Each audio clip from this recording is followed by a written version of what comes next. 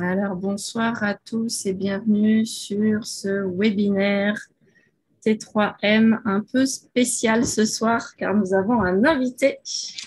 C'est pas courant qu'on ait un invité extérieur aux praticiens, à part nos clients, mais donc ils sont un peu comme nous. Mais là, on a un invité de marque qu'on vous a présenté déjà dans diverses petites vidéos. Donc, il s'appelle Loïc Salé. Bienvenue Loïc parmi nous dans ce groupe.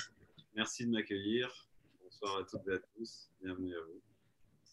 Super. Alors, si tu veux bien, Loïc, je vais juste te présenter. Stéphane l'a fait dans plusieurs vidéos qu'on a déjà postées. Mais là, on va faire un petit résumé peut-être un peu plus large que j'ai trouvé sur le net. Donc, si jamais il y a des erreurs ou des choses comme ça, bah, tu n'hésites pas. Alors, tu es un chercheur indépendant, conférencier dans le domaine de l'eau. C'est ce qui nous réunit ce soir, en fait. Tu as déjà réalisé plusieurs films dans ce domaine. Et tu travailles, on va dire, tu baignes, j'ai envie de dire, dans l'eau vraiment pleinement depuis 2008, à ce que j'ai cru lire, en tout cas dans les différents ouvrages. Depuis 2008, tu baignes dedans. Tu as fait en fait plusieurs recherches, découvertes scientifiques, expériences diverses et variées dans ce domaine. Et au fur et à mesure de ces découvertes, si je résume globalement, hein, j'ai compris qu'au fur et à mesure de tes découvertes, expériences, recherches, tu as décidé de mettre au point un système de filtration qui s'appelle Amilo et qui est né en 2016. Et cette filtration, elle est un peu spéciale parce que tu englobes différentes choses de la vie, dont les 4 éléments, et à la fois cette conscience qui unit tout ça. Donc, on est très heureux. Et puis, Stéphane a précisé tout à l'heure dans différentes vidéos que effectivement vous partagiez les mêmes, comment dire, les mêmes ouvrages scientifiques, dont Sapiens, dont vous avez partagé des pages ensemble sur un Sapiens spécial eau. Donc, c'est ce qui nous a permis de nous retrouver. On se connaissait un petit peu avant dans une autre vie, mais ce n'est pas trop le sujet de ce soir. Et en tout cas, on est très, très, très heureux de pouvoir parler de l'eau, car c'est notre dada. Alors, c'est pas forcément la même eau, mais tout est relié, donc c'est parfait. Ok, allez, on va commencer. Ouais, donc alors nous, en fait, notre rencontre, bizarrement, elle a commencé il y a quelques années. J'étais encore à Nantes. Et en fait, on s'est croisés sans se voir. Loïc venait à Nantes et moi, je partais en région. On aurait pu se rencontrer, puis ça ne s'est pas fait. Voilà. Donc, et je ne me souvenais même pas de ton nom, pour être complètement cash. Et puis, on a vu les contributeurs et les rédacteurs pour le magazine Sapiens, il y a quelques mois, dans L'eau et la conscience quantique. Et puis, Stéphanie m'a dit qu'elle te connaissait. Voilà. Donc, c'est parti comme ça. Et puis on t'a contacté, pour être complètement clair, et puis tu nous as présenté ton système. Alors moi j'appelle ça un système, un appareillage, tu vas me dire un petit peu comment tu appelles ça, qui n'est pas qu'un système de filtration mais aussi de dynamisation de l'eau, d'information de l'eau, tu vas lui dire tout ça. Et ça faisait un moment en fait que moi je rêvais un peu d'avoir ça au niveau de la maison, c'est-à-dire à la fois pour l'eau courante que l'on boit, les douches, enfin les bains, etc. Et puis peut-être arroser le jardin, etc. Et puis d'autres utilisations que j'imagine même pas. Mais voilà, donc on en rêvait. Stéphanie était très emballée aussi. Donc on s'est dit, Loïc, on va l'inviter. Il est venu à la maison. Et on sortait de la Reine des Neiges 2. Je ne plaisante pas, c'est très sérieux. Hein, qui nous parlait de l'eau, de la conscience et des 5 éléments. Loïc s'assoit et il nous dit mon système est basé sur les 4 éléments. Alors je suis resté un peu pantois comme ça, j'ai dit wow, énorme. Alors voilà, on l'a écouté passionnément et très attentivement, et puis on a été touchés. Alors on s'est dit tiens, on va poursuivre. Voilà. Hein, alors écoute, le mieux c'est peut-être que moi ce qui m'a touché dans ton partage la première fois, C'est à la fois ton parcours dans tes recherches, je dirais peut-être sur des chercheurs que je ne connais pas, honnêtement, pour être complètement cash. Tu m'as parlé de plusieurs chercheurs. Peut-être qu'on évoque ça dans un premier temps, ton parcours à travers ça, et puis ce qui t'a amené à intégrer les 4 éléments. Puis après on parlera un petit peu comment l'eau est filtrée, dynamisée, informée, etc. Ça te va? Tout à fait. Hein? Donc on part peut-être plutôt des recherches, et puis n'hésitez pas à interagir si vous avez besoin, mais de chatter plutôt que d'intervenir, ça va être plus simple, parce que sinon on va être coupé assez régulièrement. Ça te va? Ça me va tout à fait. Alors allons-y. Eh bien, donc, alors c'est vrai que les références seront peut-être pas tout à fait les mêmes sur d'autres pays, au Québec ou autres, mais nous, sur la France, on a plusieurs chercheurs assez connus qui, entre les années 1920 et 1980, ont œuvré dans le domaine de l'eau, notamment René Quinton, qui a travaillé sur l'eau de mer et le rapport entre les minéraux contenus dans l'eau de mer et dans les liquides organiques, et qui avait créé dans les années 1900 3 dispensaires marins en France qui ont guéri des milliers de personnes juste sur la base de l'eau de mer ou de l'eau de mer mélangée à de l'eau de source. On avait Marcel Violet aussi, qui était un ingénieur des arts et métiers, qui dans les années 50 a travaillé sur ce que lui a appelé la biodynamisation de l'eau, et qui est un chercheur qui a, étant ingénieur des arts et métiers, qui a beaucoup poussé sur la mise en place d'expérimentations comparatives avec des suivis scientifiques assez pointus et d'observations à la fois dans le domaine du vivant, du végétal, des animaux, mais aussi des humains, et puis lié à sa propre expérience. Donc, qui a donné lieu à une conférence assez extraordinaire qui est toujours accessible d'ailleurs, que vous pouvez retrouver en ligne. Sur ce thème-là. Ça, pour moi, c'est sa conférence qui a vraiment déclenché le souhait de transmettre ces informations à un plus large public, et donc la réalisation des films comme L'eau, la médiatrice et Aquanime. Et puis Louis-Claude Vincent aussi. Violet, Marcel Violet. Voilà, Marcel Violet. C'est ça. Et Louis-Claude Vincent, qui lui est le concepteur d'un système de mesure qui s'appelle le bioélectronimètre, donc qui a amené la technique de la bioélectronique, connue pour ses mesures du pH, de la résistivité, donc l'aspect réduit ou oxydant de l'eau, et le RH2, pardon, ça c'est le RH2, et la résistivité, c'est en lien avec les minéraux contenus dans l'eau, qui est une thématique assez importante et en vue dans le domaine de l'eau, la thématique des minéraux, à savoir si il est possible de consommer des eaux avec des minéraux et l'assimilation de ces minéraux-là dans l'organisme. Donc ça, pour moi, c'était l'objet du premier film, L'eau, la médiatrice, ces 3 chercheurs-là. Et après, de fil en aiguille, eh bien, beaucoup d'autres chercheurs qui officient toujours aussi dans ce domaine. Évidemment, Emoto, que j'ai rencontré sur une cérémonie chamanique en France, que j'ai interviewé.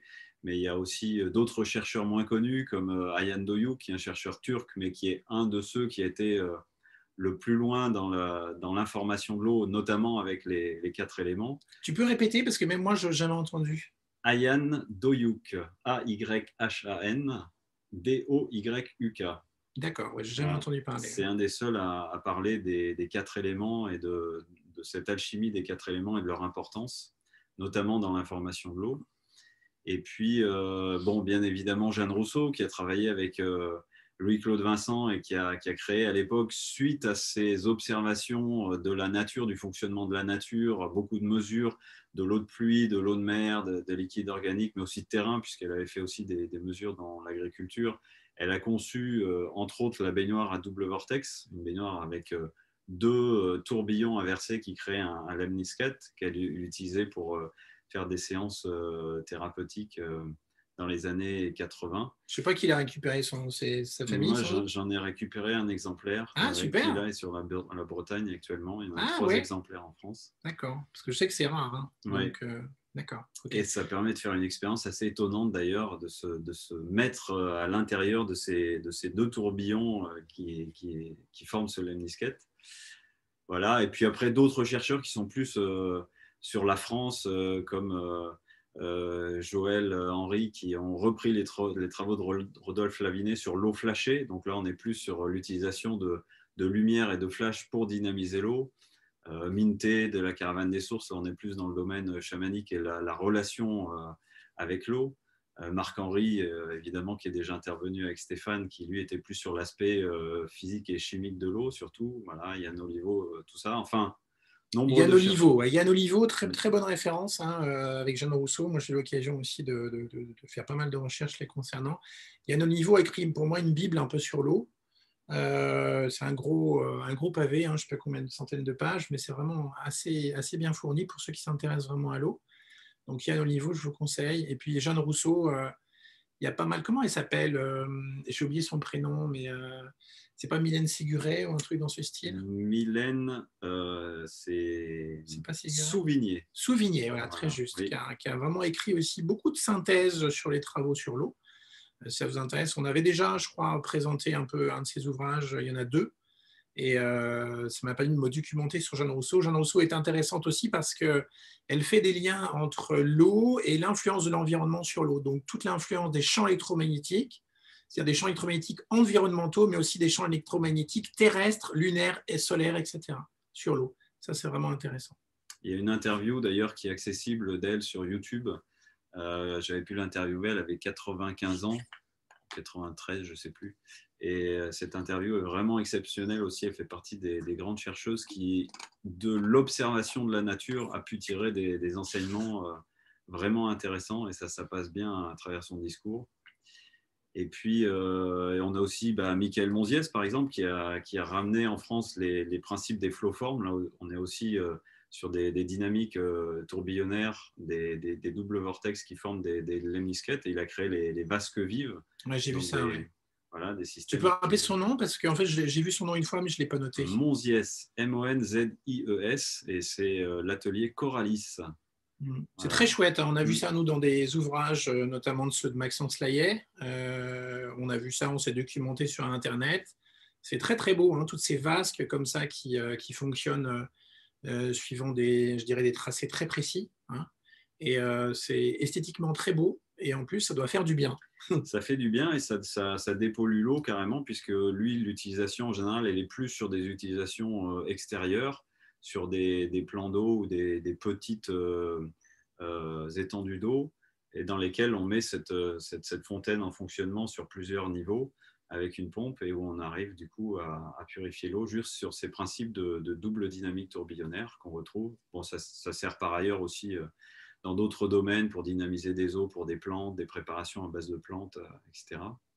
Enfin, en tout cas, nombre de chercheurs qui m'ont éveillé dans ce domaine-là, et chacun avec un angle de vue, une manière d'aborder la thématique de l'eau qui leur était propre. Et pour moi, c'était très riche d'enseignement aussi de voir que cet élément est vraiment multifacette et qu'il y a plein de manières en fait de l'aborder, de l'observer, de comprendre cet élément.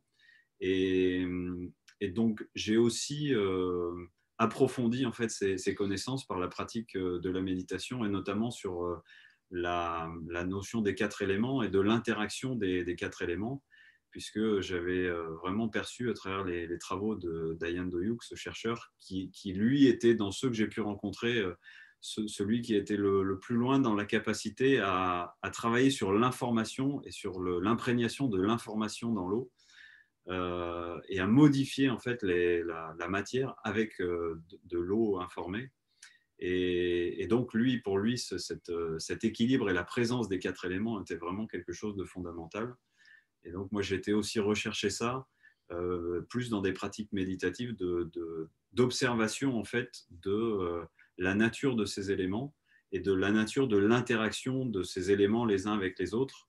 Et ce sont des outils fort utiles quand on rentre dans le domaine de l'information de l'eau, parce que quand on parle de dynamiser, vitaliser, informer, structurer, en fait, on fait appel à des fonctionnements et des caractéristiques, des états fondamentaux de ces éléments qui sont en fait présents et qui s'équilibrent et qui fluctuent en fonction de l'environnement ou d'autres paramètres ou d'autres phénomènes.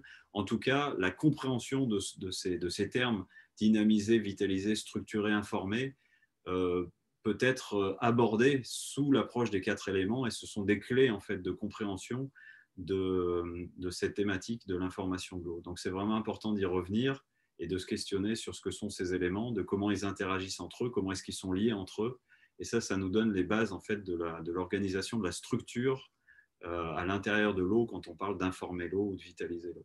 Alors, ce qui serait peut-être intéressant, parce qu'on n'est pas tous au même degré d'information, on a tous des chemins différents, c'est beau, c'est chouette, c'est peut-être reprendre cette notion de filtrer, dynamiser, donc structurer. Enfin, moi, je le vois comme ça. Après, tu vas nous dire comment tu le sens. Donc, filtrer. Alors, l'eau, elle est potable par définition. Hein, donc, ce n'est pas partout pareil, mais bon, peu importe. On a cette notion de filtrer l'eau, dynamiser, structurer, revitaliser, et puis informer l'eau. Hein. Est-ce que tu peux juste peut-être nous décrire un petit peu comment toi, tu perçois cette, je dirais, cette structuration, filtrage ou filtration, dynamisation et information de l'eau? Alors, ce qui est le plus important, en fait, fondamentalement, dans la qualité de l'eau pour la consommation, pour l'organisme, c'est déjà d'agir sur l'aspect énergétique de l'eau parce qu'en fait, la matière se transforme en chaîne depuis l'énergie la plus subtile jusqu'à l'énergie la plus grossière. Donc, c'est toujours important de travailler déjà sur les dimensions les plus subtiles et ensuite également d'avoir une action, on va dire, physique. Et là, on parle de la filtration de l'eau. Et évidemment, c'est le fait d'avoir ces deux aspects combinés, c'est-à-dire filtrer l'eau, retirer les molécules chimiques de synthèse contenues dans l'eau qui sont indésirables pour l'organisme et pour la santé, et vitaliser l'eau. Et là, on va voir qu'il y a effectivement plusieurs termes, plusieurs dimensions, plusieurs possibilités de le faire. C'est la combinaison de ces deux actions qui va permettre d'avoir une eau véritablement favorable à la santé, à l'organisme, qui d'une part va éviter de venir le surcharger avec tout ce qu'on peut retrouver dans l'eau, que ce soit les résidus médicamenteux, les pesticides, les métaux lourds, les détergents, les hydrocarbures, ce qu'on retrouve finalement assez fréquemment dans l'eau du réseau ou même aussi dans les eaux embouteillées. Et puis, une fois qu'on a retiré... C'est important ce que vient de dire, excuse-moi, je te coupe par moment parce que je sais que ça intéresse les gens hein, en partie, mais l'eau des bouteilles aussi contient cela, il faut quand même être conscient. Hein.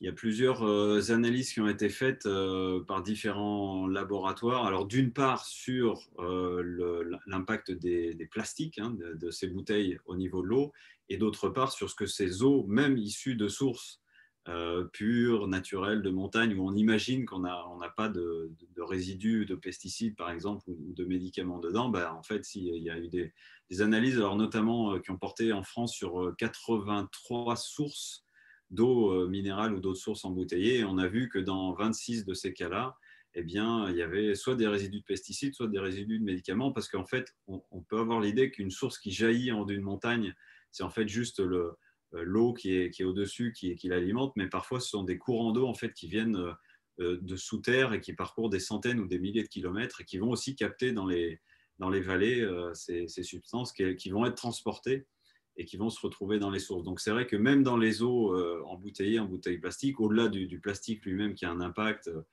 la substance sur l'eau et le plastique même sur notre planète, ces eaux-là ne sont pas pour autant non plus forcément pures et favorables à l'organisme.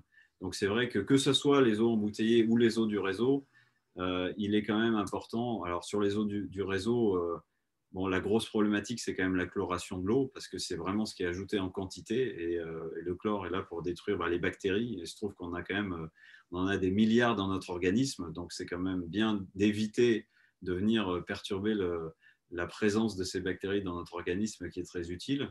Mais il y a aussi les problématiques des résidus médicamenteux, des pesticides. En France, si on prend les pesticides, on en retrouve couramment 300 sortes différentes dans 93% des cours d'eau français.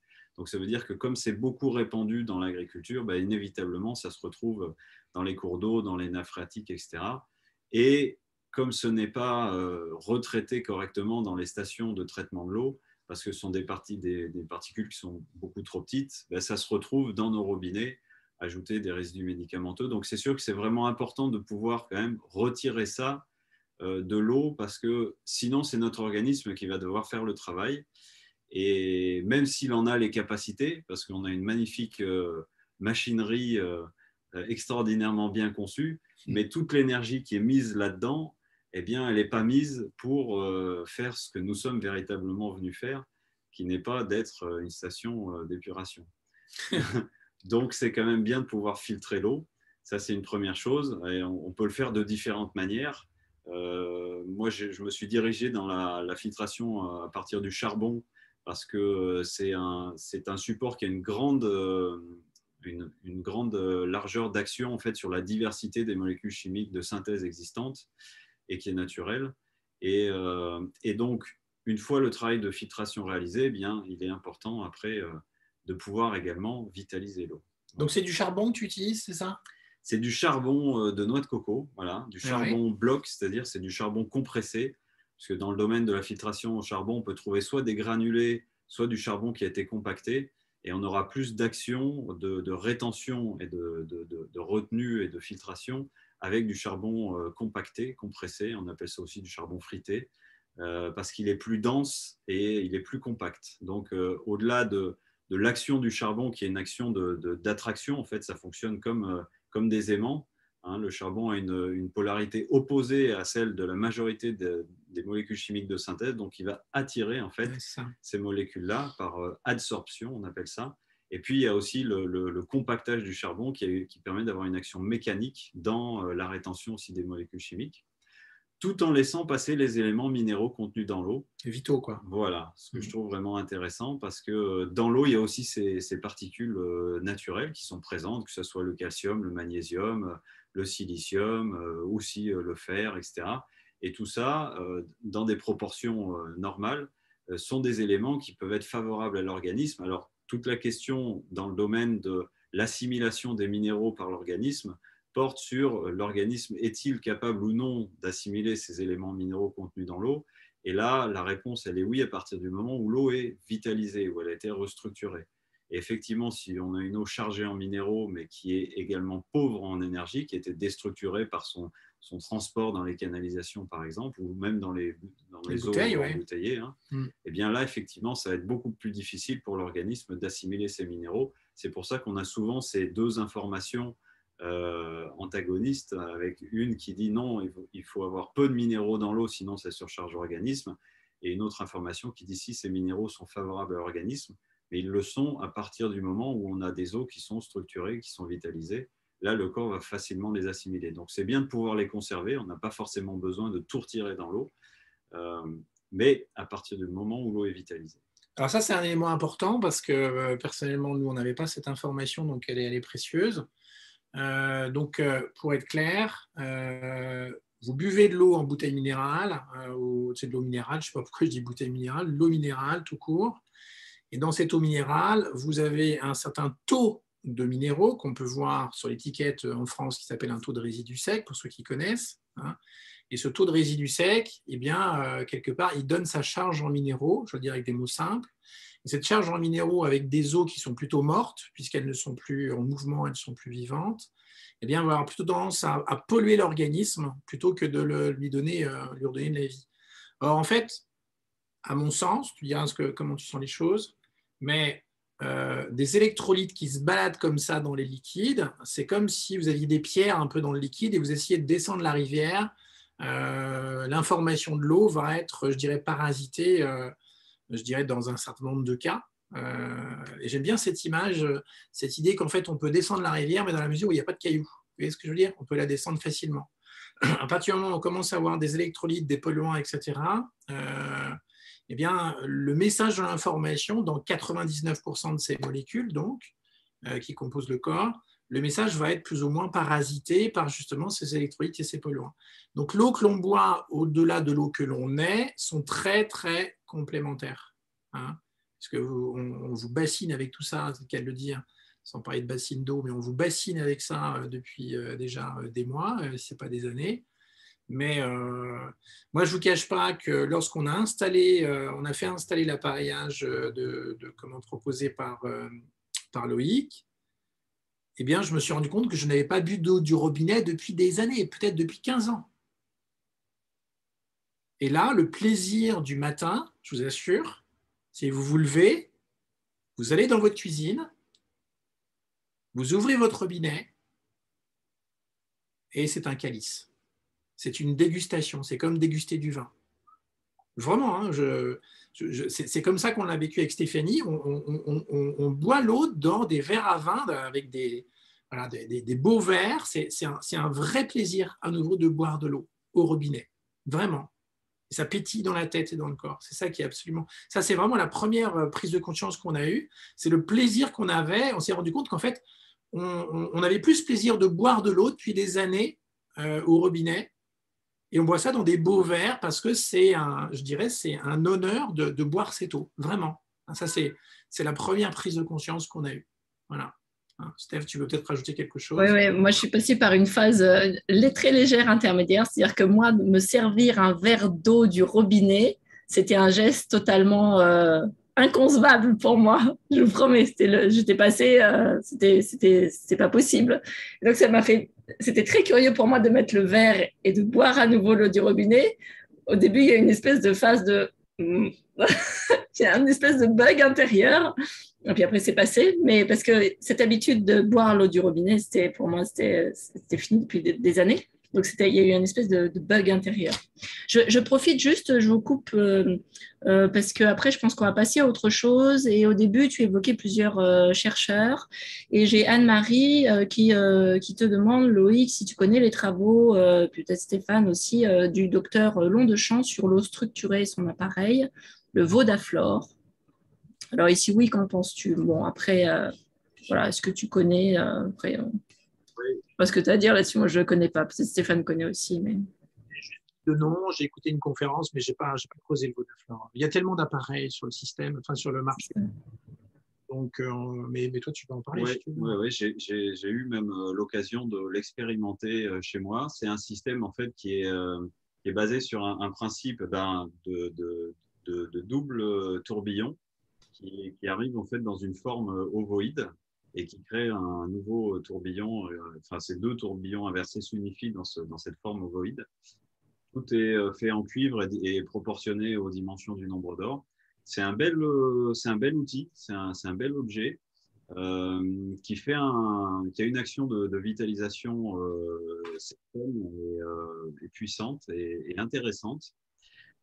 Alors, effectivement, comme tu le dis, Stéphane, il y a une multitude d'outils existants dans le domaine de la vitalisation de l'eau. Donc après, c'est vraiment une question de ressenti, d'affinité, de résonance, d'utiliser un outil ou un autre. En l'occurrence, la dynamique tourbillonnaire, pour moi, est une des dynamiques essentielles quand même dans la dynamisation de l'eau parce que c'est ce que la nature utilise elle-même pour se régénérer dans les cours d'eau et par ailleurs, et même dans les cours d'eau souterrains et dans les strates rocheuses à l'intérieur de la Terre. Donc ça, c'est vraiment une dynamique de base. Après, tout ce qui va être lié aux ondes de forme et à la manière de les mettre en œuvre ou aux proportions, ça, c'est encore une autre manière d'informer, de structurer l'eau. Et autant il est possible d'être en résonance avec certaines formes, certaines ondes, autant avec d'autres moins. Donc là, c'est vraiment une question d'approche, de sensibilité, de relation avec l'outil. Et puis après, ce qui est important aussi quand même, vraiment de voir, c'est le côté pratique des outils. Parce que quand on a une utilisation quotidienne de l'eau et de la boisson et pour la cuisine, etc., et se laver, etc., c'est sûr que là, c'est important de se poser la question pratique des outils parce que c'est un bien de consommation courante. Donc, il faut avoir des outils qui soient aussi satisfaisants sur ce plan-là, comme tu le disais, Stéphane, voilà, juste ne serait-ce que d'aller prendre un verre d'eau au robinet, mais que ça soit dans la cuisine ou dans la salle de bain ou etc. On ne boit pas toujours l'eau dans la cuisine, donc cet aspect-là est à prendre en considération. Et en tout cas, ce système, le Vodaflore, est intéressant sur la dynamisation. Eux ne proposent pas de filtration, mais pour dynamiser l'eau d'une maison, alors ils le mettent plutôt sur un point d'eau, ce qui n'est pas forcément très pratique parce que c'est un outil qui fait quand même presque une 50 cm de haut. Donc, ce n'est pas forcément adapté pour un point d'eau, mais on peut le mettre aussi au départ de l'eau dans l'habitation. Et voilà, après… Tu peux peut-être préciser cette notion de… Moi, je donnerais peut-être mon avis aussi, mais cette notion de vitalisation et de redynamisation, parce qu'on entend souvent ces termes-là, en fait, on ne sait pas trop ce qu'il y a derrière. Et nous, on fera peut-être des liens de notre côté avec tout ce qu'on partage avec vous depuis un certain temps, notamment les travaux de Martin Chaplin. Mais tu peux peut-être donner, toi, ton regard là-dessus. C'est intéressant de coupler tout ça. Alors, on emploie souvent, ou on peut entendre les termes dynamiser, vitaliser, structurer, informer, magnétiser, conscientiser, solariser, et tout ça en parlant de l'eau. Et en fait, ça fait référence soit à des outils, soit à des techniques, mais dont l'idée sous-jacente est toujours la même, c'est de favoriser les propriétés de l'eau sur un plan qu'on appelle qu'on pourrait qualifier de plan vital. C'est pour ça que j'aime bien utiliser le terme vitaliser l'eau, parce que ça décrit bien en fait l'action qui est faite par ces outils en général, qui est de ramener une forme de vitalité, c'est-à-dire, moi je fais souvent le parallèle entre l'équivalent d'une eau qu'on pourrait prendre dans la nature, dans les sources, et on sait intuitivement, en se rendant dans une source dans la nature, de par ce que ça génère autour de la source, de par l'activité qu'il y a au niveau végétal ou de l'environnement, c'est assez facile de comprendre ce terme de vitalité quand on fait référence à une source. Et donc, tous ces outils-là, en général, ont pour même objectif, c'est-à-dire de ramener en premier lieu cette dynamique dans l'eau, qui est une dynamique vitale. Alors, tout de suite, évidemment, on va aussi vers la notion de structuration, parce qu'en fait, cette dynamique vitale, elle passe par la mise en forme à l'intérieur de l'eau de configuration, et c'est là où on parle de structure, de capacité d'échange des molécules les unes entre les autres, qui vont favoriser cet aspect vital, c'est-à-dire la capacité de l'eau à interagir beaucoup plus facilement à l'intérieur de l'organisme, qui est en fait une des fonctions de l'eau. Il y en a véritablement trois. Il y a une fonction qui est d'apporter quelque chose, qui est donc cette dimension vibratoire. Il y a une fonction qui est d'interagir, d'entrer en relation et de permettre de rentrer aussi en interaction avec les cellules, donc de capter ce qu'il y a à capter. Et une troisième fonction qui est d'évacuer, de nettoyer. Donc, le fait de structurer l'eau aussi va permettre d'augmenter la capacité de cet élément à remplir toutes ces fonctions-là aussi au sein de l'organisme. Et c'est là où de vitalité, on part sur structuration. Et de structuration, on peut partir aussi sur information, bien qu'en fait, quelque part, tout ça, ce soit un petit peu lié. Ce sont juste en fait des dimensions vibratoires qui sont différentes, ou en tout cas qui sont nuancées par l'outil qui va être utilisé ou par la mise en pratique de l'expérimentateur, que l'expérimentateur va faire avec ces outils ou directement en interaction avec l'eau. Alors, tu permets juste quelques instants. Ce qui est bien intéressant par rapport à nos recherches, c'est de mettre ça en lien avec les travaux de Martin Chaplin.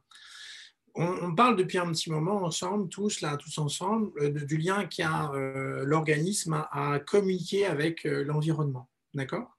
Mais on n'a pas évoqué la capacité qu'a l'organisme de communiquer au sein de l'organisme. C'est-à-dire qu'en fait, ce que l'on a évoqué soit qui consistait à dire que finalement l'écart, l'espace entre les molécules d'eau, mais également la géométrie de l'eau, c'est-à-dire son orientation dans l'espace, eh bien, va avoir un impact aussi dans, je dirais, comme le dit Loïc, la capacité qu'a la molécule d'eau à échanger avec d'autres molécules, mais aussi avec des molécules d'eau tout court. C'est-à-dire qu'en fait, il y a à la fois la capacité à échanger de l'information avec l'extérieur, mais à échanger de l'information au sein d'un même système qui s'appelle l'organisme. Et les travaux de Martin Chaplin valent aussi. On n'est pas juste dans une interaction intérieure-extérieure. Donc, quand on parle de restructuration ou de redynamisation, le côté vital de l'eau, il est lié à la fois à l'espace entre les molécules, qui est recréé avec un écart très précis qu'a mesuré Martin Chaplin, mais il est lié aussi à, je dirais, l'orientation dans l'espace de la molécule d'eau et cette orientation, comment elle lui permet de mieux échanger de l'information avec ses copines, ses autres molécules dans l'espace. Donc on voit bien qu'on n'est pas juste sur une interaction intérieure-extérieure, mais la capacité qu'a tout l'organisme, à travers ses liquides et ses tissus, d'échanger de l'information de manière totalement instantanée. Alors les travaux de ces dernières années ont mis en évidence plutôt l'échange à travers ces protons, qui a priori, Nassim Haramein va dans le même sens, le physicien indépendant, semble qu'à travers les protons, l'eau soit capable d'échanger de manière instantanée dans l'ensemble de la structure de l'organisme une information, je dirais, quasiment, je dirais pas de l'ordre de la seconde, parce que c'est au-delà de ça. Si Marc-Henri était là, il nous dirait un peu la vitesse je dirais, de circulation de l'eau. Mais là, on est sur des vitesses qui sont vraiment totalement instantanées. 10 puissance 12. 10 puissance 12, voilà. Et cette vitesse-là, elle est vraiment, je dirais, facilitée par, je dirais, les recherches de Martin. Alors, il a mis ça en évidence, c'est pas lui qui a créé ça, il a juste, je dirais, éclairé cela. Hein. Mais voilà, je pense que c'est important que quand on parle de vitaliser l'eau, c'est lui redonner sa forme vivante. Hein. Quand on dit qu'en fait, on redevient vivant face à la vie, dans sa totalité intérieure-extérieure, dans la mesure où nos molécules, je dirais, sont capables de recréer une certaine structure, un squelette, eh bien, ça vaut aussi pour nos échanges intérieurs. Hein. Donc, et là, on voit des liens, on fait des liens entre l'eau que l'on boit et l'eau que l'on est. Hein. Voilà, c'était juste cette parenthèse, mais c'est en kilomètre-heure, en mètre seconde. Alors, est-ce que vous pouvez répéter les 10 puissances Les 10 puissance 12, c'est le nombre d'échanges par seconde des molécules d'eau les unes entre les autres, qui est assez phénoménal parce que quand on regarde de l'eau à l'état liquide, on a l'impression qu'elle est statique, qu'elle ne bouge pas, alors qu'en fait, les molécules d'eau, entre elles, interagissent des milliards de fois à chaque seconde, c'est-à-dire 10 puissance 12 fois à chaque seconde. Il y a des mouvements à travers toutes ces molécules.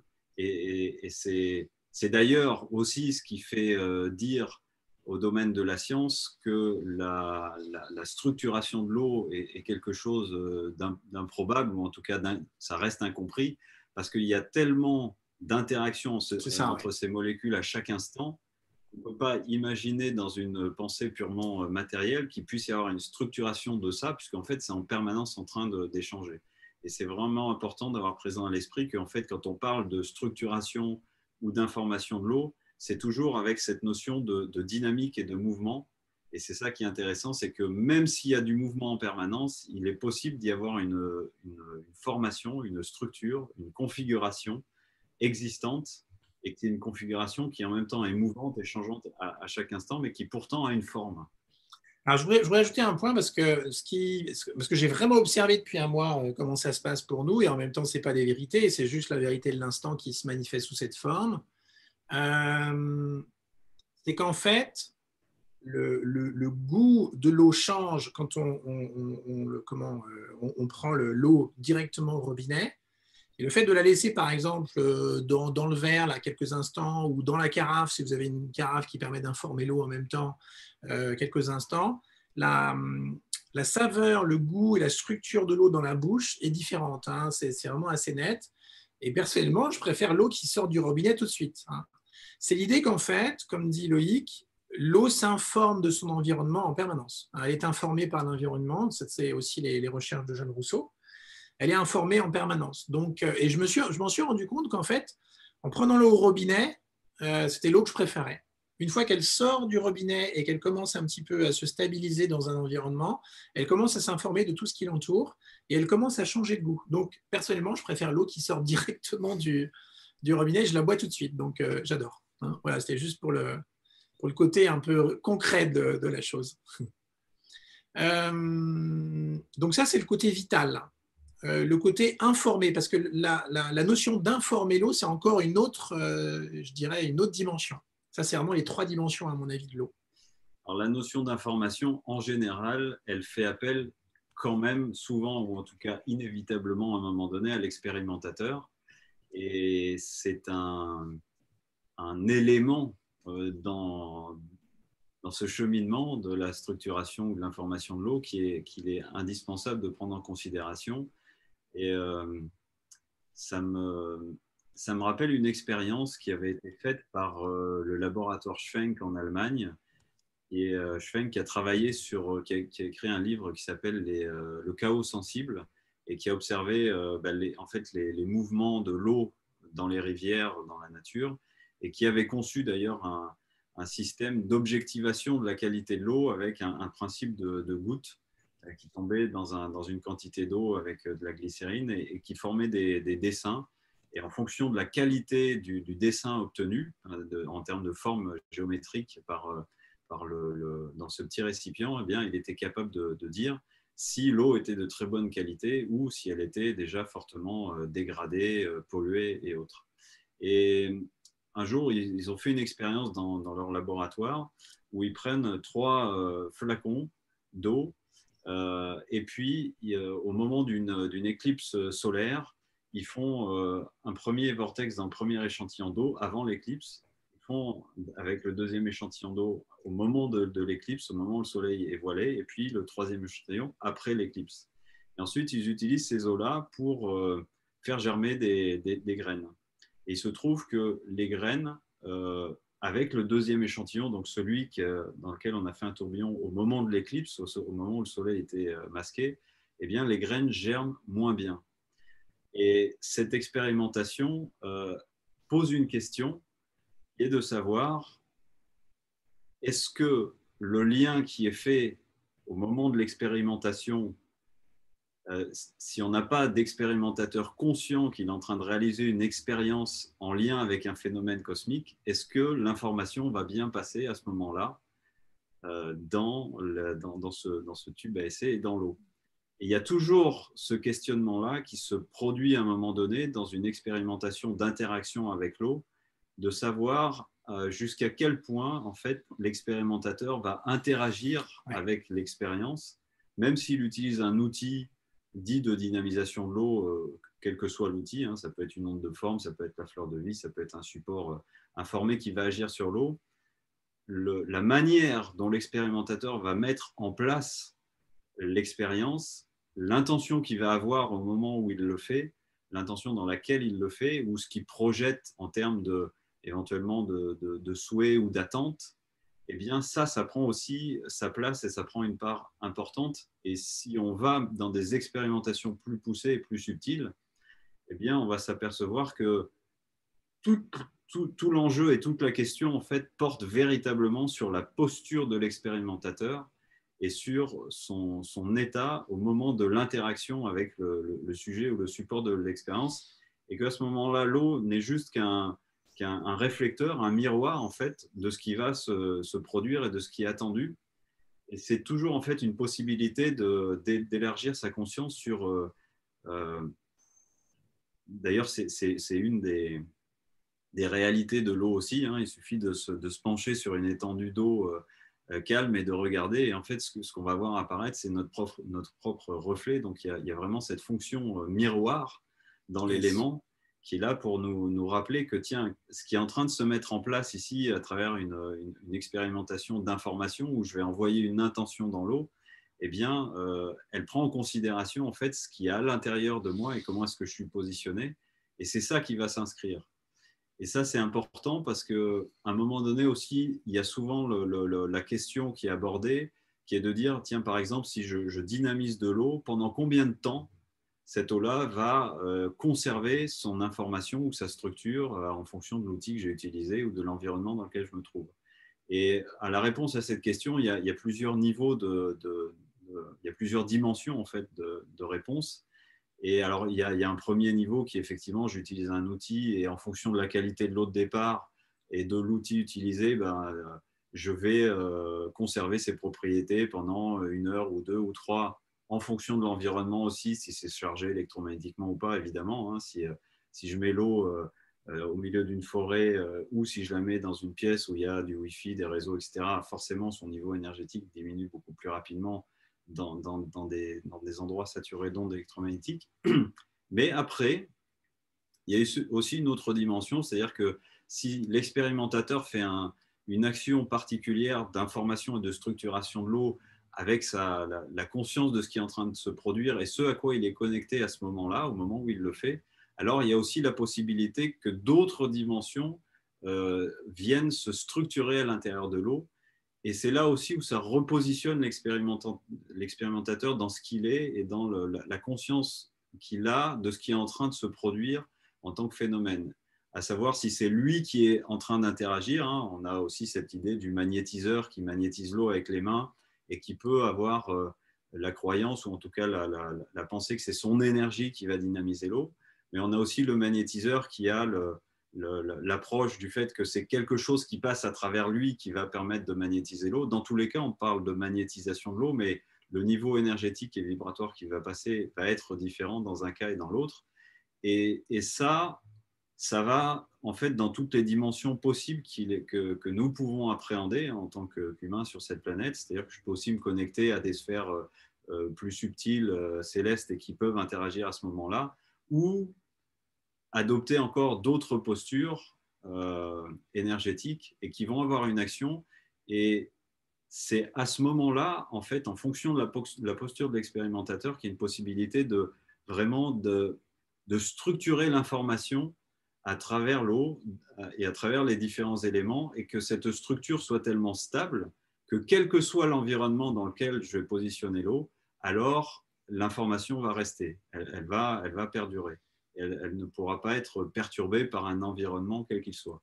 Donc on voit qu'il y a différentes dimensions existantes et possibles dans ce domaine de l'information et de la structuration, et que ça tient beaucoup, en fait, quand on est conscient de ça, à la posture de l'expérimentateur. Alors nous, parce que là, tu as des adeptes de la non-dualité là, face à toi. Ah ouais, c'est génial la transition parce que je trouve ça génial parce qu'il y a quelqu'un qui a posé une question sur justement l'eau que le bois. Je vais juste répondre rapidement. C'est aussi l'eau que l'on est. L'eau que l'on est, la présence qu'on a ça en tant que personnage ou en tant que de laisser faire cette fameuse, on va dire, nous on l'appelle cette présence, cette conscience si tu veux. Et ça, c'est vrai que c'est un peu le dada de local ici. Hein.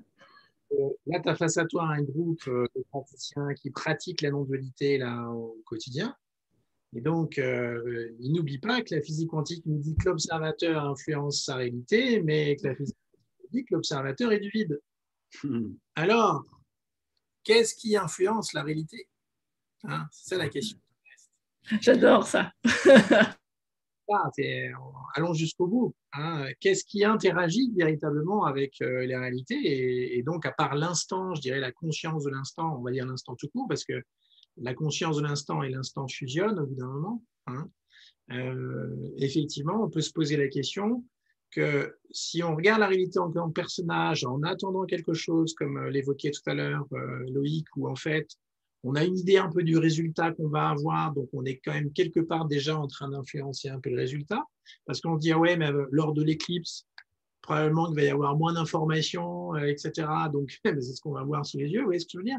Mais si, face à l'expérience, on n'a pas d'avis, parce qu'on n'est pas le personnage qui, je dirais, attend quelque chose, ou le personnage qui est contracté par rapport à l'expérience et qui a une attente, un désir, etc., mais qu'on ait cette caméra plusieurs pas en arrière, qui est en train d'observer, je dirais, l'expérimentation sans savoir ce qui va se passer, eh bien, il est probable que, ça ce serait vraiment à mettre en évidence, il est probable que l'eau va être informée aussi de cet espace de conscience, pas l'espace de conscience associé à un observateur, mais l'espace de conscience associé à l'instant qui se manifeste là. Vous voyez la nuance ou pas? Hein? Donc, on n'est pas dans un observateur qui influence la réalité, on est dans une observation qui n'appartient à personne, qui est plus ou moins, je dirais, contractée face à l'espace. Plus l'espace va être décontracté, si je puis dire, et plus la structure de l'eau va être différente. On n'est pas juste sur l'eau que l'on a là à l'intérieur du corps, mais même l'eau qui va être dans notre espace va aussi être impactée par à partir de quel point de vue et quel espace la réalité est regardée. Je ne parle même pas d'expérimentateur, je ne parle même pas d'observateur. Je parle juste de l'instant associé à l'eau qui nous entoure et l'eau dont on est constitué. Pourquoi il y aurait une différence entre l'eau que nous sommes et l'eau qui fait partie de notre environnement? Elle est informée de la même façon. Vous voyez la nuance? Hein? Vous pouvez dire oui ou non, vous avez le droit. Voilà, donc l'expérimentateur, il devient quasiment obsolète en prenant conscience que l'expérimentateur, c'est du vide. Donc c'est le vide et l'espace qui influencent l'eau à l'intérieur et l'extérieur. Et même l'intérieur et l'extérieur n'a plus de sens, puis il n'y a plus de frontières. Hein. Voilà. C'est juste pour l'anecdote. Et donc, qu'est-ce qui influence l'espace? L'espace lui-même. Donc, qu'est-ce qui influence l'eau et l'espace de l'eau? Ben, c'est l'espace qui influence lui-même l'espace de conscience, qui influence lui-même l'espace de l'eau, etc. Et qui lui-même influence l'espace de conscience. Ça marche dans les deux sens. Les 4 éléments, qu'est-ce qu'on en dit? Tu as parlé du charbon tout à l'heure. Ça correspondait à un élément? Alors, le charbon, c'est plus pour la filtration. Ouais. Les 4 éléments, alors moi, en ce qui concerne le système amylo, sur la partie donc, dynamisation, dynamisation, vitalisation, information. L'idée, c'était de positionner ces 4 éléments, d'une part, donc avec des éléments physiques concrets. Il y a des céramiques activées avec des micro-organismes, ça c'est en lien avec l'élémentaire. Il y a des billes en silice activées avec des fréquences calcaires marins, ça c'est en lien avec l'élément eau. Il y a la dynamique tourbillonnaire qui est générée par un vortexeur à implosion qui est proportionné aux dimensions du nombre d'or aussi. Donc là, on a l'élément air. Et puis, au cœur de l'ensemble, il y a une eau plasmatique qui a été fabriquée avec des plasmas selon les travaux de Kesch, où là, il y a le rayonnement solaire qui intervient dans la fabrication de ces plasmas. Donc, il y a ces 4 éléments qui sont représentés physiquement, ça c'est une chose, et ils ont leur action propre. Et puis ensuite, il y a la mise en relation de chacun de ces éléments avec son élément fondamental.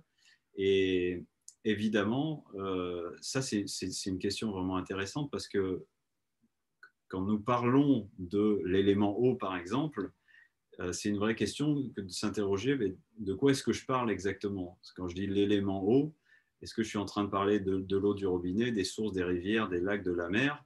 Et à un certain niveau, il y a une véritable conscience de l'ensemble de l'eau sur cette planète, et c'est là où il est possible de parler de l'élément en tant que conscience universelle qui régit l'ensemble de ces eaux présentes sur notre planète. Et cette conscience, cette conscience de l'élément, elle a une véritable existence qu'il est possible de contacter, avec laquelle il est possible d'avoir un échange et qui du coup peut se lier à la matière, on peut dire, et c'est ça l'objet, c'est que ces 4 éléments qui sont présents dans ce module de vitalisation, ils sont présents physiquement, mais ils sont aussi connectés à chacun de l'élément fondamental. Et c'est cette... Tu veux pas le dire, mais c'est le 5e élément, quoi. Disons les choses. Voilà. Okay. Une fois que cet ensemble est unifié, eh bien, c'est là où apparaît pour moi le 5e élément, c'est quand les 4 éléments sont vraiment liés. Et d'ailleurs, si on regarde dans la nature comment ça fonctionne, ces 4 éléments sont toujours présents et ils sont en fait indissociables. C'est-à-dire que si je cherche à retirer un des éléments, c'est un peu d'ailleurs dans le domaine de l'eau, l'idée d'aller au niveau le plus pur possible de l'eau. Il y a d'ailleurs des chercheurs et des concepteurs d'outils qui ont cherché à obtenir l'eau la plus pure de la plus pure. Et en fait, ça, c'est un pur concept, parce que même dans le domaine de la chimie, si on essaie de faire de l'eau extra pure, on va la bidistiller, c'est-à-dire qu'on la fait évaporer une première fois, et de l'évaporation obtenue, on la fait évaporer une deuxième fois. Et en fait, on s'aperçoit qu'on a un support liquide qui est extrêmement déséquilibré, qui va chercher tout de suite en fait à capter quelque chose pour se rééquilibrer. Et même dans cet état, on pourrait dire extra pur de l'eau, elle ne peut pas exister toute seule. C'est-à-dire qu'il va falloir forcément un environnement, un contenant, une forme qui va être la symbolique de l'élémentaire à ce moment-là. Il va y avoir toujours forcément présent aussi l'élément feu, dont la caractéristique est la température, parce que c'est pareil, si je me pose la question, tiens, est-ce que je peux extraire la température de ce qui est? Et c'est une question intéressante, parce que c'est la caractéristique du feu, la température. Et d'ailleurs, si je me pose la question de ce qu'est la température, ça va être intéressant, parce que je vais m'apercevoir que la température, en fait, c'est la température en tant que telle, on pourrait dire à l'état stable, où la température en tant que température n'existe pas. C'est toujours une fluctuation, donc il y a une notion de mouvement. Et le mouvement, c'est les caractéristiques de l'élément air. Donc tout ça, c'est toujours imbriqué très, très profondément, c'est totalement intriqué. Et du coup, si je veux avoir une action sur l'eau sans être conscient que ces 4 éléments sont liés et sont indissociables, et que quand j'agis sur l'eau, en fait, j'agis sur les 4 éléments, eh bien, à ce moment-là, il va me manquer quelque chose. Et c'est quand il y a la présence et la conscience que ces 4 éléments sont unifiés et indissociables, qu'à partir de là, effectivement, le 5e élément, pour moi, est présent. Alors, bon, dans certaines traditions, on l'appelle l'éther. On pourrait aussi dire, si on regarde le film, le 5e élément, que c'est l'amour. En tout cas, peu importe le nom qu'on va mettre là-dessus, mais pour moi, c'est l'idée qu'il y a cette conscience de la présence des 4 éléments qui sont là unifiés Et c'est cette conscience-là qui génère une autre dimension qui peut être présente à l'œuvre aussi, et qui est une dimension beaucoup plus vaste, en fait, voilà, qui unifie ces 4 éléments. Alors, quand on regarde la Reine des Neiges 2, c'est intéressant parce qu'on voit qu'elle dompte. C'est vraiment un chemin initiatique. C'est ce dessin animé, en fait, quand on commence à regarder tous les symboles derrière, les messages que Walt Disney, que Disney essaye de faire passer, quand on commence à regarder les messages avec un peu plus de hauteur et de recul, on voit bien qu'en fait, elle passe par ce chemin initiatique où elle dompte les 4 éléments. Et à partir du moment où elle rentre en paix avec ces 4 éléments, il y a quelque chose d'autre qui surgit au-delà. Hein. Mais c'est au-delà des 4 éléments. Le 5e, on ne le voit pas. Elle sait que c'est là, mais elle n'a pas besoin de le voir. Vous voyez, hein. C'est comme si ces 4 éléments montraient une direction, mais que cette direction, on ne la voit jamais, mais je dirais, on perçoit sa présence, mais c'est indéfinissable. Donc, j'aime bien cette notion que, en fait, si on s'intéresse au contenu des 4 éléments, on ne voit pas la direction. Par contre, si on s'intéresse à la présence de ces 4 éléments, alors on perçoit la direction qu'ils montrent tous ensemble. Ça, c'est intéressant. Hein. C'est toujours l'histoire de la feuille. On peut imaginer qu'on voit les 4 éléments sur une feuille, comme dans un film, hein, comme une pellicule, comme un roman, si je puis dire. Mais si au lieu de voir le contenu des 4 éléments, on voit juste leur présence et qu'on voit qu'ils, ensemble, ils montrent une direction ensemble et chacun aussi, hein, par leur présence, là, on connecte à quelque chose qui est au-delà. Et ce que j'ai pu constater, moi, en buvant cette eau depuis maintenant un peu plus d'1 mois, c'est il est probable, dans ce que j'ai ressenti intuitivement et ce que j'ai pu noter aussi dans mon espace de conscience, que le fait de boire cette eau qui est vivante par définition, hein, eh bien, c'est cette mécanique d'entraînement. Tu sais, on parle souvent de l'entraînement du cœur, hein, par justement son biorhythme, cette capacité à entraîner tous les autres organes comme un espèce de métronome.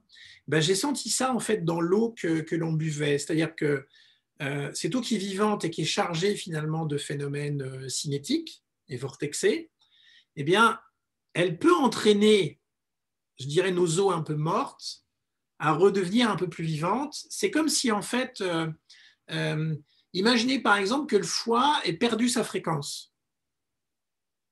Donc, il n'est plus animé par sa fonction. Imaginez que vous lui approchiez sa fréquence et vous lui orniez sa fréquence. C'est-à-dire qu'à côté de lui, il soit traversé par sa fréquence. Ben, il va se reconnaître. Eh bien, moi, ce que j'ai ressenti, c'est que finalement, quand on boit cette eau qui est vivante et informée, eh bien, le fait qu'elle soit vivante, qu'elle intègre certains compartiments du corps et que cette eau qui est morte se reconnaît à partir de sa fréquence vivante, eh bien, cette eau vivante que l'on boit aurait tendance à entraîner celle qui est morte. C'est ça que j'ai senti. Hein. Donc, on voit que les vortex peuvent se recréer et faciliter ce processus de retour à la vie de nos tissus, de nos organes, et donc de nos liquides, à travers une eau que l'on boit. Ça, j'ai trouvé ça vraiment intéressant. Et je l'ai vraiment senti profondément dans mon espace de conscience. Alors après, une fois que vous avez pris conscience de tout ça, bah, ça passe à autre chose. Au début, ça pétillait, par exemple, dans la tête, dans le corps.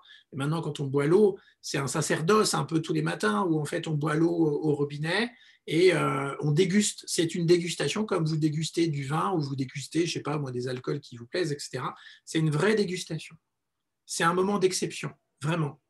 Vraiment. Là, ce qu'on vous dit, c'est vraiment quelque chose qu'on a vécu dans nos fibres, hein, dans notre cœur. C'est vraiment un moment un moment intérieur, en fait. C'est un moment de grâce où le matin, on ouvre ce robinet dans un verre qui est beau et on boit quelque chose et on communie avec la vie.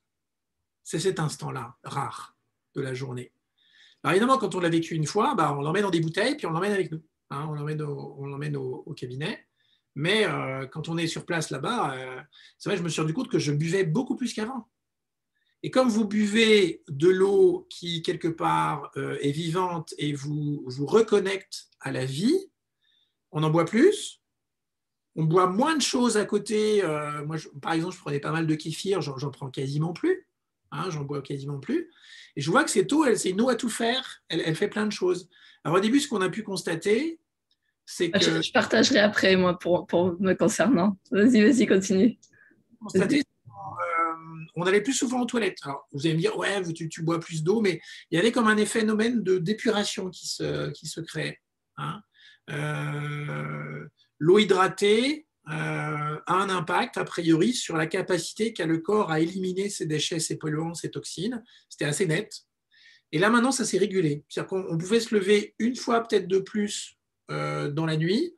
Mais là, ça s'est régulé. Au bout de plusieurs semaines, maintenant, c'est voilà, comment cette eau-là a pris corps, si je puis dire. Elle se trouve dans un univers et un environnement qui lui parle.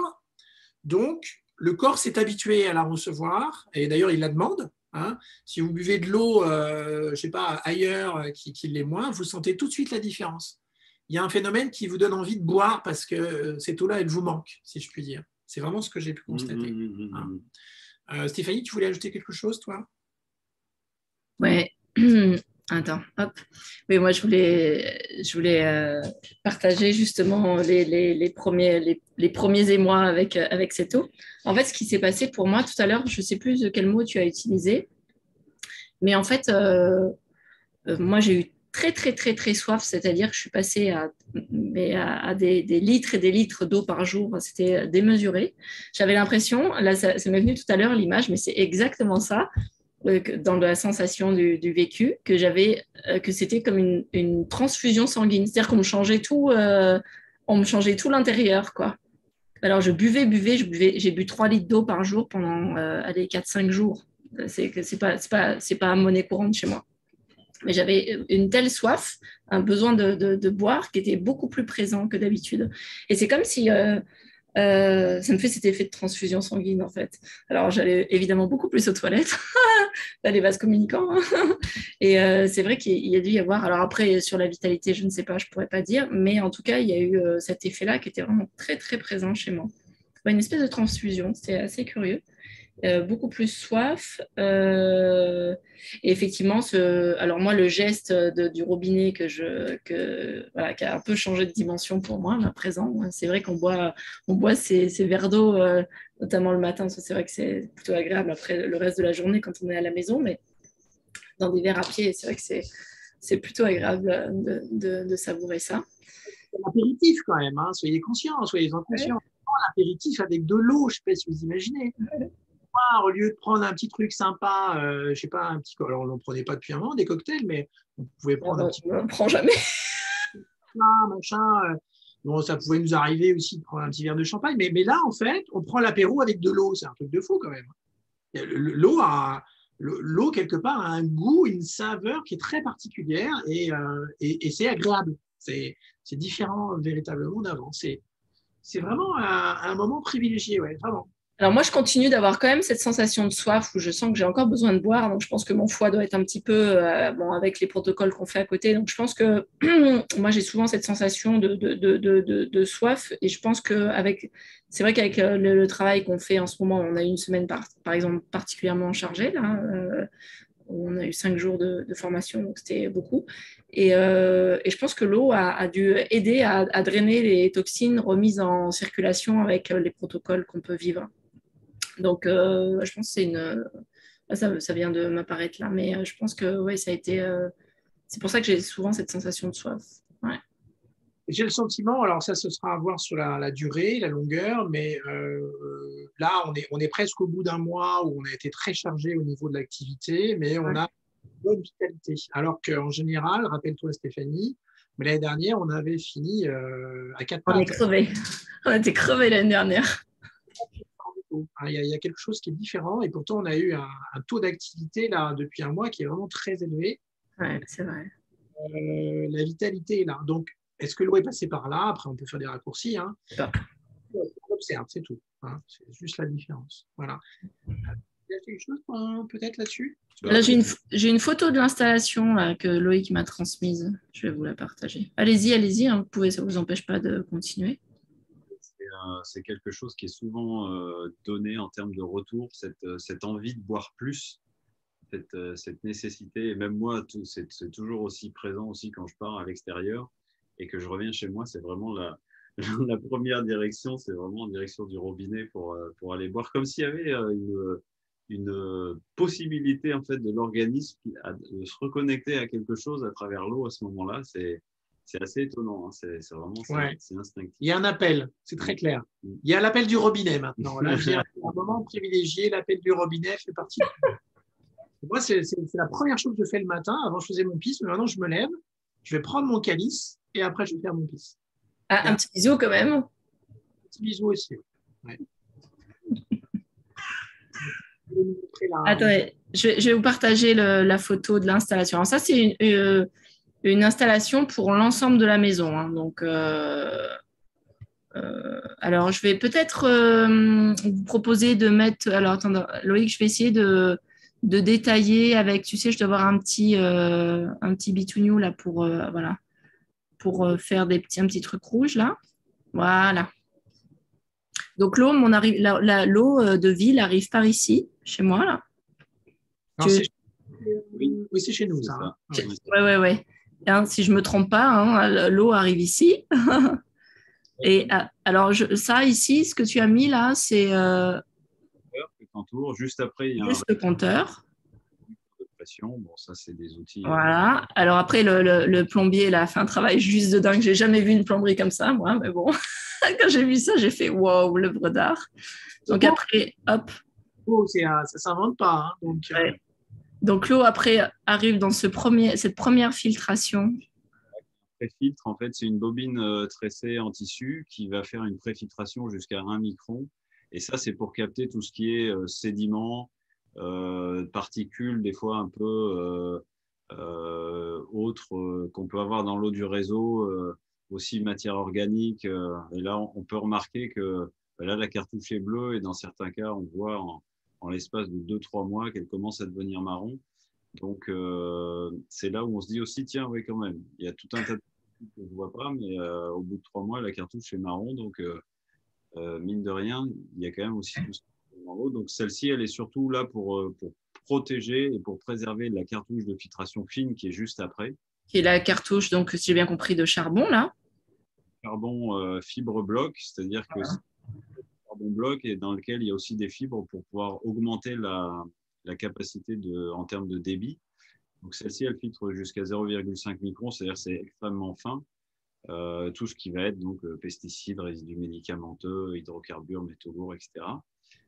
Et donc là, on a une capacité qui peut aller jusqu'à 200 mètres cubes d'eau à peu près. Donc c'est l'équivalent de la consommation d'un foyer de 4 personnes sur 2 ans. Donc on la remplace tous les 2 ans. La première, on la remplace tous les ans. Tous les ans, ouais, tous les 2 ans. Et ici, ce sont les fameux 4 éléments. Alors, vas-y.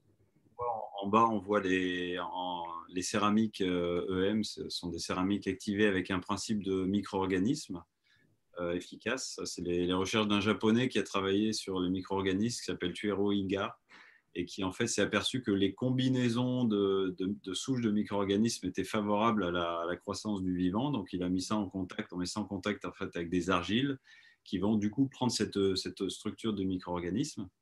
Juste au-dessus, on a les billes en silice active. Donc là, c'est les recherches d'un Français qui a travaillé depuis 30 ans sur la fréquence des calcaires marins et qui a combiné dans différentes aires géologiques de l'évolution de la planète ces fréquences spécifiques des calcaires marins qui ont en fait un spectre d'action assez large.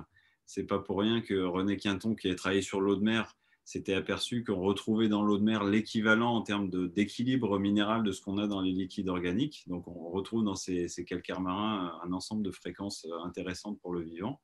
Donc là, c'est la silice même qui est structurée au niveau de la matière. À l'intérieur de cette silice, là, on ne le voit pas, mais il y a un petit flacon qui contient un plasmatique, qui est en fait une combinaison d'un ensemble d'eau que j'ai pu collecter, d'eau de sources dites guérisseuses ou miraculeuses de différents pays, et d'une part, et ces eaux qui sont mises en contact avec les plasmas de cuivre, de zinc et de fer, qui du coup permettent à la fois de structurer cette information et aussi de véhiculer ce niveau énergétique de ces plasmas, donc, qui agissent sur différents plans de l'organisme. Le fer, le cuivre et le zinc ont des actions sur différentes sphères énergétiques. Bon, je ne vais peut-être pas forcément détailler plus, mais en tout cas, voilà, par rayonnement, il y a une imprégnation de l'eau. Et puis en sortie, on voit là, le vortexeur, l'objet voilà, noir ici. Le vortex à propulsion, c'est ça? Comment tu appelles ça? Implosion? Il y a une dynamique tourbillonnaire d'expansion et de rétraction dans le même espace. Et en fait, c'est ce phénomène d'expansion et de rétraction du tourbillon qui génère ce qu'on appelle l'implosion. C'est-à-dire que c'est là où ça va, en fait, par ce phénomène de tourbillon, structurer l'eau. Et voilà, qui alchimise l'ensemble et tout ça direction l'habitation. Voilà. Alors, à quand la maison? À quand les tuyaux torsadés? Ça existe déjà, hein, ça c'est. Oui. Schauberger, cet Autrichien qui avait conçu ça. Donc ça existe aussi, hein, et ça, on a une dynamique tourbillonnaire après qui est simple. Là, l'idée dans le vortexeur, c'est de l'avoir concentré et de l'avoir en fait optimisé dans ces deux manières de tourner, de fonctionner, parce que le vortex, il peut à la fois s'expanser comme il peut se rétracter. Et on a du coup les deux dynamiques qui sont centrifuges, c'est-à-dire l'expansion, et centripète, c'est-à-dire la rétraction. Voilà. Ça leur dit rien, hein. Ça leur dit rien du tout parce qu'ils entendent ça tous les jours. Donc. Mais ce sont les deux mouvements aussi de la vie, hein, de l'expansion et de la rétraction. Et voilà, en fait, c'est ce qu'on. Alors, Thierry pose la question de la dimension. Alors, je ne sais plus exactement combien ça fait. En hauteur ouais, je ne sais plus. Je ne saurais pas donner, ça fait 1 mètre, 1,20 m, je ne sais pas. De haut. Et la totalité de. Attends, combien on n'a pas entendu, excuse-moi. C'est à peu près, l'ensemble, c'est 80 cm par 80 cm, à peu près. Non, parce que là, ça paraît grand, mais en fait, c'est pas si grand que ça. Hein, parce qu'on aurait pu mettre quelqu'un à côté pour vous montrer là. Oui, c'est vrai. Mais non, ça reste assez confiné quand même dans l'espace. Alors nous, on avait quoi? Parce qu'en fait, je me souviens même plus ce qu'on avait avant, parce que le plombier, il a fait un tel travail d'orfèvre. Avant, on avait on avait l'arrivée d'eau ici, et puis ensuite, c'était assez binaire, ça allait tout droit en fait. Voilà, c'est ça. Voilà. Donc, c'était vraiment l'arrivée d'eau et puis la distribution, tout simplement. C'est beau, hein. Faut même remarquer, c'est très harmonieux, très équilibré, et rien que de le regarder déjà, ça donne envie. Alors là, du coup, j'ai beaucoup de questions. Si vous voulez bien, je vais les poser. Alors, Claire, est-ce que l'eau garde ses propriétés même si on la met en bouteille de verre? En bouteille de verre ne se charge-t-elle pas au fur et à mesure de la journée? Si, c'est ce qu'on a évoqué tout à l'heure, Claire, notamment quand on la porte dans son cabinet. C'est ce qu'on a évoqué, hein, l'environnement, l'intention. On va la mettre surtout. C'est sûr que c'est mieux de la transporter dans une bouteille verte. Après, idéalement, c'est bien d'avoir éventuellement un petit support d'information. Cœur de vie imprimé, quelque chose comme ça. Vous mettez en dessous code de la vie. Oui, ça marche aussi. Est-ce un nanofiltre, demande Sylvie. Sylvie, est-ce que tu penses au filtre bleu là? Ça doit être ça, j'imagine. Vous savez ça? La notion de code de la vie, tu l'écris sur une feuille, tu peux la plastifier, tu la mets juste sous ta bouteille et elle restitue le vortex de ta machine. Elle fait ça naturellement, code de la vie. Hein, tu mets juste ça en tant que support d'information sous ta bouteille. Moi, par exemple, je l'ai sous mes fesses quand je reçois ou quand je fais, par exemple, un atelier, etc. Et on fait ça depuis un petit moment avec Stéphanie. Alors évidemment, on ne se met pas ça aux fesses quand on est debout, hein, mais quand on est à la maison, on peut avoir ça. Et on a pu tester qu'effectivement, ça restitue le vortex, le mouvement cinétique de la vie naturellement. Il suffit que vous vous mettiez tout droit sur ce support où c'est indiqué code de la vie et vous allez voir que votre corps va commencer à agir tout simplement, naturellement. Laurent dit le mieux, c'est de le tatouer. Oui, c'est... Et donc, c'est le mouvement naturel de la conscience, hein, celle qui anime tout ce champ, qui anime la nature, qui anime l'eau naturellement. Et mettez juste ça, code de la vie, c'est aussi simple que ça, dessous. Alors, Sylvie, ta question, je ne sais pas tout compris. Est-ce un nanofiltre? Alors, est-ce que est-ce que le charbon filtre les nanoparticules? Nanofiltre, ok, j'avais compris un nano, d'accord. Ok. Ah oui, nano, N-A-N-O. En fait, le charbon a cette caractéristique, comme j'expliquais tout à l'heure, de fonctionner par adsorption, c'est-à-dire par attraction. Et l'avantage de ça, au-delà de, c'est vrai que là, c'est une filtration à 0,5 microns, ce qui est déjà extrêmement petit. Au-delà de ça, comme le charbon en fait attire les molécules chimiques de synthèse, il y a un moment donné, il y a plus trop non plus cette notion de taille, parce qu'il peut attirer des molécules plus petites aussi, juste par le phénomène de l'attraction. Et alors, c'est pas aussi fin que de l'osmose inverse. De l'osmose inverse, on peut pas l'installer sur une habitation complète et puis sortir aussi les éléments minéraux, ce qui, à mon sens, n'est pas forcément c'est pas pertinent. judicieux. Mm. Mais du coup, en fait, on s'aperçoit, bon voilà, pour le coup, par rapport aux analyses qui ont été faites, qu'on peut retirer plus de 99% de tout ce qu'il y a dans l'eau du réseau qui est indésirable. Après, on peut toujours aller au-delà, chercher à faire plus, mais pour moi, ça n'a pas forcément d'intérêt parce que le surcroît qu'on met en performance technologique va augmenter les problématiques à gérer la technologie. C'est-à-dire qu'il faut des membranes beaucoup plus fines, il faut plus de pression, il faut plus d'entretien. Enfin, si on parle de l'osmose, il faut beaucoup d'eau pour nettoyer ces membranes, donc c'est de l'eau qui est perdue. Enfin, voilà, donc il ne faut pas non plus chercher le surcroît de... Oui. On va traiter les 0,5% qui manquent éventuellement, qui finalement ne sont pas du tout problématiques à gérer par l'organisme, si tant est qu'ils soient pas retirés d'ailleurs. Ça engendre d'autres problématiques technologiques qui, à mon sens, ne sont pas forcément nécessaires. Pour moi, il n'y a pas de débat parce que l'eau est sans cesse influencée par la présence à l'instant, par définition. Donc, essayer d'être puriste par rapport à l'eau et s'affranchir de toutes les influences, on ne pourra pas s'affranchir de l'influence de la conscience. Donc, il suffit juste, nous, dans notre quotidien, d'être dans cet espace où on perçoit les éléments à partir d'un espace silencieux, qui a déjà une influence sur l'eau qui est énorme, à la fois que l'eau que l'on est et l'eau que l'on boit. Hein. Donc, il n'y a pas vraiment de débat sur l'eau qui doit être absolument pure, absolument ceci. C'est un faux débat pour moi. Alors, Odile, je ne sais pas si je vais bien retranscrire ta question. Ah, excuse-moi. Je te vois parce que parfois ça. Vas-y, excuse-moi. J'étais partie sur la question.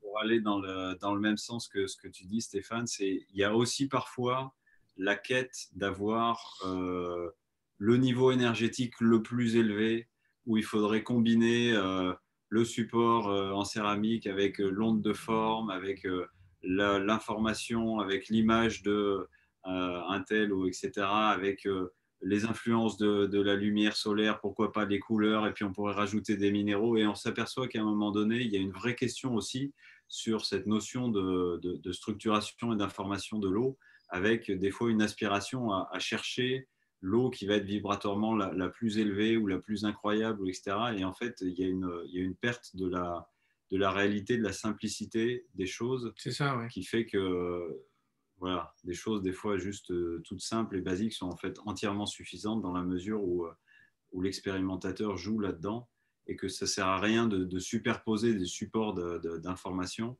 parce que ça crée plus de brouillage et de perturbation en fait que d'équilibre. Donc, c'est important aussi d'avoir ça présent à l'esprit. Tout à fait. Bon, super. Tu avais une question là, Steph? Oui, alors j'ai Odile. Est-ce que ça filtre le sable du Sahara et tout ce qu'il y a dedans de pollution? J'ai une citerne, nous dit Odile. Alors, pour tout ce qui est captage d'eau de pluie ou de sources, forage, puits, etc., on va souvent être obligé d'ajouter des éléments de préfiltration ou de filtration spécifique si, par exemple, il y a des grosses quantités de fer et de manganèse, ce qu'on trouve souvent dans les forages. S'il y a des problématiques bactériologiques, on va travailler aussi autrement. Le sable, si on parle du sable, on peut avoir des carbones organiques, on peut avoir des sédiments en grande quantité. Donc là, ça peut nécessiter d'avoir des ajouts d'autres choses. Parce que là, plutôt pour l'eau du réseau, on va dire aux normes européennes de qualité d'eau du réseau, quelque chose d'un peu standard. Mais dès qu'on est sur des eaux de captage, ça peut être différent. Et là, en général, on travaille sur analyse et on fait une étude pour adapter l'outil à ce qui est nécessaire de traiter. D'accord, parce que Odile précisait qu'ils viennent. Donc, Odile est aux Antilles et elle nous précise qu'elle vient de sortir d'une grosse période de brume de sable du Sahara qui est toxique et qu'elle a une citerne qui a dû être entre guillemets envahie par le sable. J'imagine que c'est ça le chemin, en fait, le mouvement. Okay. Okay. Ensuite, j'ai plus des questions pratiques. Est-ce que c'est disponible au Canada, au Québec? Comment faire pour un appartement? Voilà. Sur le monde entier, il n'y a pas de problème par rapport à ça. Et après, il existe différents modèles, différentes tailles, que ce soit pour une habitation complète ou sur des modèles un petit peu plus petits ou juste sous un évier.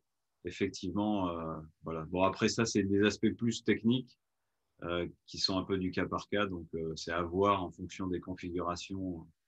Alors, concrètement, là, on a l'un d'entre nous qui a envie d'expérimenter ça chez lui, de mettre ça en place. Qu'est-ce qu'il doit faire? Eh ben, le mieux, c'est qu'il se rende sur le site Amilo, www.amilo.earth, A-M-I-L-O.earth, comme la Terre en anglais. Et il y a un onglet Contact. Donc voilà. Il suffit de faire la demande et puis après, derrière, il y a un accompagnement, un suivi. OK. Est-ce qu'on peut parler des tarifs? Oui, bien sûr. Eh bien, allons-y. Donc, si on prend un système habitation sur la France, non posé, ça coûte 1 817 € TTC avec 4 années qui sont fournies en cartouches.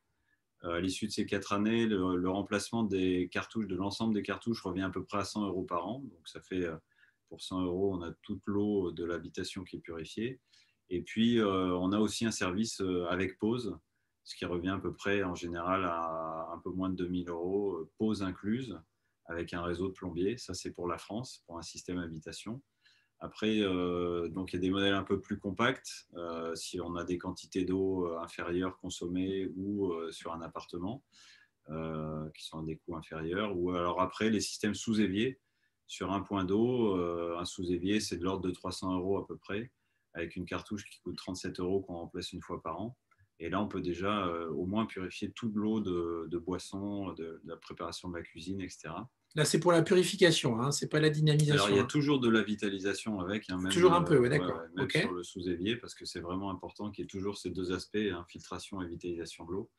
Donc, même sur un point d'eau, c'est aussi filtré et vitalisé.